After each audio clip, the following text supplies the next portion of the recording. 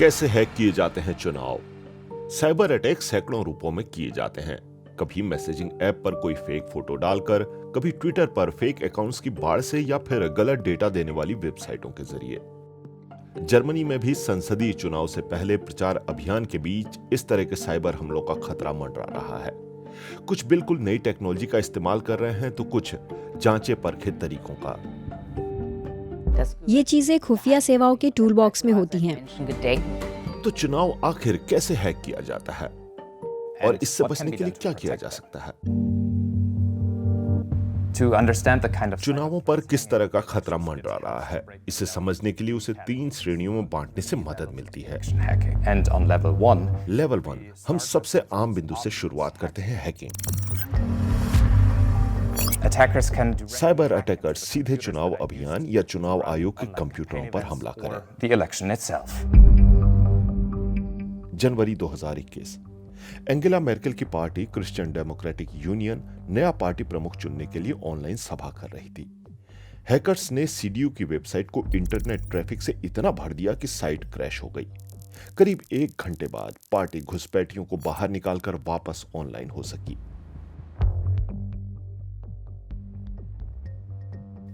इस घटना के बाद यह आशंका होने लगी कि क्या इस तरीके से मतदान को भी बाधित किया जा सकता है। जर्मनी में इसकी आशंका ना के बराबर है। अमेरिका और भारत में इलेक्ट्रॉनिक वोटिंग मशीन का इस्तेमाल किया जाता है, लेकिन जर्मन आज भी बैलेट पेपर की मदद से अपना वोट देते हैं। बैलेट पेपर को हैक करना नामुमकिन है, लेकिन एक कमजोर कड़ी मौजूद है। मतदान के बाद रात में शुरुआती नतीजे इलेक्ट्रॉनिकली रिपोर्ट किए जाते हैं। करीब 87,000 वार्डों में वोटों की गिनती होती है। 11,000 स्थानीय प्रशासनों, 299 इलेक्शन डिस्ट्रिक्ट्स और 16 प्रांतीय सरकारों के बीच चुनावी नतीजे बताने के लिए एक सॉफ्टवेयर इस्तेमाल होता है। फिर संघीय चुनाव अधिकारी इसे सार्वजनिक करते हैं। हैकर अगर इस स्टेप को ही हैक कर दें तो नतीजों के ऐलान में देरी होगी और असमंजस पैदा होगा। अधिकारियों के मुताबिक हालात पूरी तरह नियंत्रण में हैं। नतीजे इंटरनेट से भेजने की बजाय इनक्रिप्ट किए जाते हैं और एक अलग नेटवर्क से भेजे जाते हैं। इसका मतलब सब ठीक है? ऐसा नहीं है। इलेक्शन हैकिंग के लेवल 2 की बात करें तो साइबर सिक्योरिटी के कदम नाकाफी महसूस होते हैं। लेवल 2, गलत जानकारियां। किसी प्रत्याशी या पार्टी के खिलाफ झूठी जानकारी फैलाकर जानबूझकर जनता की राय बदलना। अप्रैल 2021 में जैसे ही जर्मनी की ग्रीन पार्टी ने चांसलर पद के लिए अपने प्रत्याशी का ऐलान किया, वैसे ही कुछ तस्वीरें इंटरनेट पर सर्कुलेट होने लगी। इन तस्वीरों में पार्टी की कैंडिडेट अन्नालेना बेयरबॉक को बिना मास्क के अपने सहकर्मियों के साथ गले मिलते हुए दिखाया जा रहा था, वो भी कोरोना लहर की पीक के दौरान। लेकिन ये फेक न्यूज थी। हमने अपने खिलाफ गलत जानकारियों से भरे अभियान देखे हैं। मैं जर्मन ग्रीन्स का महासचिव हूं और मैं चुनावी अभियान का प्रभारी भी। मैं एक और उदाहरण दे सकता हूं। इस वाकये के कुछ ही देर बाद बेयरबॉक का फर्जी बयान इंटरनेट पर छाने लगा। हम पालतू जीवों पर प्रतिबंध नहीं लगाना चाहते हैं, लेकिन टेलीग्राम, व्हाट्सएप और बाकी जगह ऐसे संदेश फैलने लगे। पार्टी ने एक बयान जारी किया। पार्टी ने गूगल से भी बात की और ये सुनिश्चित किया कि जब जर्मनी में लोग अन्नालेना बेयरबॉक और पेट सर्च करें तो टॉप रिजल्ट्स में फेक न्यूज ना आए। लेकिन कुछ महीने बाद भी ये अफवाहें उड़ती रही कि ग्रीन पार्टी पालतू जानवरों पर प्रतिबंध लगाना चाहती है, जबकि साफ था कि ऐसा नहीं है। कल ही मैं प्रचार अभियान में था और एक बुजुर्ग महिला ने मुझसे इस बारे में पूछा। ये अविश्वसनीय बकवास है। बात प्रत्याशियों के बारे में गलत जानकारी फैलाने भर तक सीमित नहीं है। इससे पूरी चुनाव प्रक्रिया पर संदेह उठने लगते हैं। जून 2021 में जर्मन प्रांत सैक्सोनी अनहाल्ट के चुनाव में कुछ ऐसा ही हुआ। मतदान से ठीक पहले एक ट्विटर यूजर ने दावा किया कि एक चुनाव अधिकारी धुर दक्षिणपंथी पार्टी एएफडी के वोटों को अमान्य करार देने पर आमादा है। थोड़ी ही देर बाद ये ट्वीट पार्टी के एक शीर्ष अधिकारी ने भी शेयर किया। इन उदाहरणों से पता चलता है कि कितनी आसानी से कोई भी गलत जानकारी फैला सकता है। ऐसा करने के लिए सिर्फ एक सोशल मीडिया अकाउंट और फोटोशॉप की बेसिक जानकारी काफी है। हालांकि गूगल सर्च के जरिए ऐसी मामूली फेक जानकारी को फिल्टर किया जा सकता है, लेकिन फिर भी ये नुकसान तो करती ही हैं। इन चीजों को रोकने के रास्ते तो हैं, लेकिन हम उनकी बात बाद में करेंगे। उससे पहले बात करते हैं बहुत ही पेशेवर ढंग से चलाए जाने वाले फर्जी जानकारी अभियानों की। इन्हें बहुत ही पेशेवर लोग या फिर कोई देश चलाता है। ये जासूसों और खुफिया सेवाओं की स्याह दुनिया है। रोजमर्रा की जिंदगी में इन गतिविधियों को ट्रैक करना नामुमकिन है, लेकिन कभी कभार इतिहास हमें इन तरीकों की झलक देता है। 4 दशक से भी ज्यादा समय तक कम्युनिस्ट पूर्वी जर्मनी ने दुनिया का सबसे सफल फर्जी जानकारी वाला अभियान चलाया। पूर्वी बर्लिन के इस हेडक्वार्टर से देश की इंटेलिजेंस सर्विस स्टाजी ने पश्चिमी जर्मनी में गलत जानकारियों की बमबारी कर दी। वे अभियान खास तौर पर तब सफल रहते थे जब उसमें जरा सी भी सच्चाई छुपी रहती थी। मेरा नाम डानिएला मुइंकेल है। मैं स्टाजी रिकॉर्ड्स आर्काइव्स की रिसर्च हेड हूँ और इतिहास की प्रोफेसर भी हूँ। जर्मनी में 1989 और 1990 की शांतिपूर्ण क्रांति के दौरान नागरिक अधिकार कार्यकर्ताओं ने स्टाजियों की कई फाइलें नष्ट होने से बचा ली। आज इन्हीं दस्तावेजों की मदद से पता चलता है कि कैसे पूर्वी जर्मनी की खुफिया एजेंसी दशकों तक चुनावों को प्रभावित करती थी। इनसे पता चलता है कि कैसे 1961 में पश्चिमी जर्मनी के चुनाव अभियान में स्टाजी एजेंटों ने सोशल डेमोक्रेट उम्मीदवार विली ब्रांट के बारे में अफवाहें फैलाई। अफवाहें इस बारे में थी कि नाज़ी शासन के दौरान ब्रांट निर्वासन में कहां थे। जानकारी पूरी तरह गलत नहीं थी, लेकिन उसे गलत तरीके और गलत संदर्भ में पेश किया गया। गलत जानकारी फैलाने वाले अभियानों की सफलता के पीछे कुछ ऐसा होता है। वे खबरें पूरी तरह गलत नहीं होती, लेकिन आधा सच इस तरह से पेश किया जाता है जिससे गलत जानकारी फैले और फायदा पहुंचे।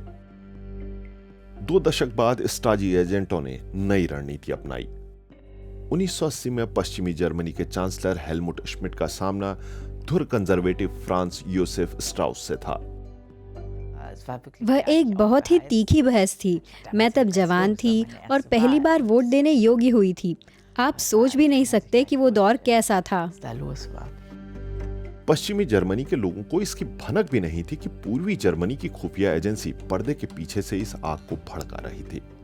एजेंसी ने 13 पन्नों का एक फर्जी डॉक्यूमेंट सर्कुलेट किया। देखने में वो ऐसा लगता था जैसे वो स्ट्राउस की पार्टी CSU का हो। डॉक्यूमेंट बवेरिया के विभाजन का संकेत दे रहा था। यह रणनीतिक दस्तावेज स्पीगल पत्रिका तक पहुंचाया गया। चुनाव से कुछ ही दिन पहले स्पीगल ने वो कागज छाप दिया। स्ट्राउस की पार्टी की हालत खस्ता हो गई और 30 साल बाद उसने सबसे बुरा प्रदर्शन किया। आज भी गलत जानकारियां आमतौर पर थर्ड पार्टी के द्वारा फैलाई जाती हैं। थर्ड पार्टी को तो पता भी नहीं चलता कि उसे इस्तेमाल किया गया है। शीत युद्ध के दौरान अक्सर पत्रकारों का इस्तेमाल किया गया। आज सोशल मीडिया के दौर में कोई भी ऐसा कर सकता है। हालांकि पत्रकारों की भूमिका आज भी अहम है। 2016 में हिलेरी क्लिंटन के कैंपेन मैनेजर जो भी ईमेल रिसीव या सेंड करते थे, उन पर रूसी हैकरों ने सेंध लगा दी और उन्हें विकीलीक्स पर डाल दिया। आप क्या सोचते हैं, अगर पत्रकार बार बार उनका जिक्र नहीं करते तो क्या इतना असर होता? Another batch of stolen emails. More than 1,900 emails released just this weekend. John Podesta's emails have provided Trump with a steady stream of new material. ज्यादातर मीडिया विश्लेषक कहते हैं कि इतना व्यापक असर नहीं होता। और अब बात हैकिंग के लेवल नंबर 3 की। अत्याधुनिक हाइब्रिड साइबर ऑपरेशंस। इसमें हैकिंग अटैक्स के साथ साथ गलत जानकारी के अभियान चलाए जाते हैं, वो भी एक साथ कई अभियान। और जर्मनी की खुफिया एजेंसी के हेड के मुताबिक ये खतरा बहुत वास्तविक है। दिख रहा है कि कुछ खास देश इस साल के संघीय चुनावों को प्रभावित करने की कोशिश कर रहे हैं। जर्मनी के पड़ोसी देश नीदरलैंड्स में इसी साल की शुरुआत में हुए चुनावों में भी कुछ ऐसा ही एंगल सामने आया।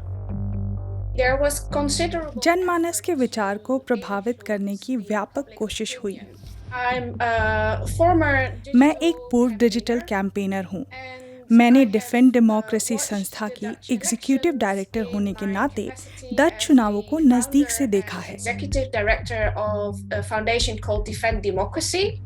एलिस की टीम ने चुनाव से पहले सोशल मीडिया को मॉनिटर किया और उन्हें कई छोटे ऑपरेशंस मिले।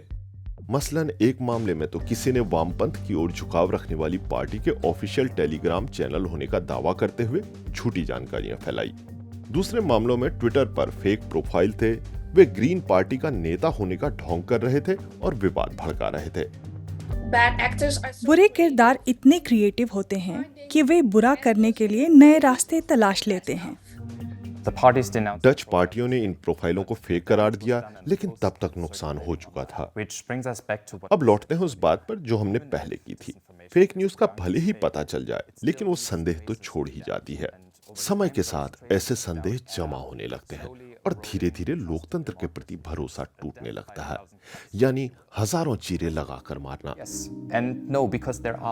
लेवल 1 की हैकिंग से अपनी रक्षा काफी हद तक हर कोई कर सकता है, जैसे सुरक्षित पासवर्ड का इस्तेमाल कर।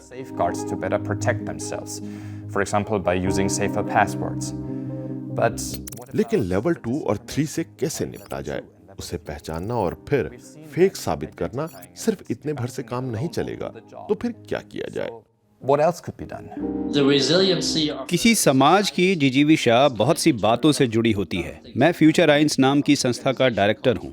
ये एक थिंक टैंक है जो डिजिटल दुनिया पर काम करता है। प्लेटफॉर्म्स को गलत जानकारियों से जितना फर्क पड़ना चाहिए, वाकई में उतना नहीं पड़ता। 2018 में दुनिया को कैम्ब्रिज एनालिटिका के बारे में पता चला। ये सामने आया कि कैसे सोशल मीडिया का इस्तेमाल कर उसने नाइजीरिया से लेकर अमेरिका तक के चुनाव को प्रभावित किया। कंपनियों ने भी अपने प्लेटफॉर्म्स पर फेक न्यूज से लड़ने की कोशिश की है, लेकिन इनक्रिप्टेड मैसेजिंग सर्विसेज में अब भी हर तरह की गलत जानकारी फैलती रहती है। इसीलिए एक्सपर्ट कहते हैं कि लोगों को उन जानकारियों को पहचानने की जरूरत है जो उन्हें भ्रमित करने के लिए ही दी जाती हैं। ये स्कूलों में करना होगा। उदाहरण के लिए फिनलैंड, जहां बच्चों को प्राथमिक शिक्षा के दौरान ही मीडिया लिटरेसी सिखाई जाती है, और वयस्कों के लिए इसे तो मीडिया का भी हिस्सा होना चाहिए, क्योंकि मीडिया बहुत सारे लोगों को समझा सकता है कि गलत जानकारियों को कैसे गढ़ा जाता है और ये कैसे काम करती हैं। सच कहें तो चुनावों की हैकिंग, हमारी रिसर्च यही दिखाती है कि ये ट्रेंड नया नहीं है। ऐसे तरीके तो लंबे समय से खुफिया सेवाओं का औजार रहे हैं और ये कहीं नहीं जाने वाले हैं। मुश्किल तो ये है कि आज इंटरनेट, सोशल मीडिया और मैसेजिंग एप्स ने इन सब चीजों को पहले के मुकाबले कहीं ज्यादा आसान और सस्ता बना दिया है, और अब नई डीप फेक टेक्नोलॉजी भी मौजूद है। इसके सहारे पूरी तरह मनगढ़ंत वीडियो बनाए जा सकते हैं। अभी ही हमारे आसपास कई तरह और कई आकारों में साइबर हमले हो रहे हैं। मीडिया साक्षरता बढ़ाकर लोगों को इन चीजों को पहचानने के काबिल बनाना समय की मांग है। लेकिन जब बेहद अत्याधुनिक पेशेवर हैकर या फिर पूरा देश ही ऐसा करने पर आमादा हो, तो उसका पता कैसे चलेगा? उनका पता तभी चलता है जब लोग गलतियां करें और सामने आएं। क्या आपको यकीन है कि ऐसे ज्यादातर अभियानों का कभी पता चल पाता है? नहीं, मैं ऐसा नहीं सोचती। बहुत सारी चीजों का पता नहीं चलता है।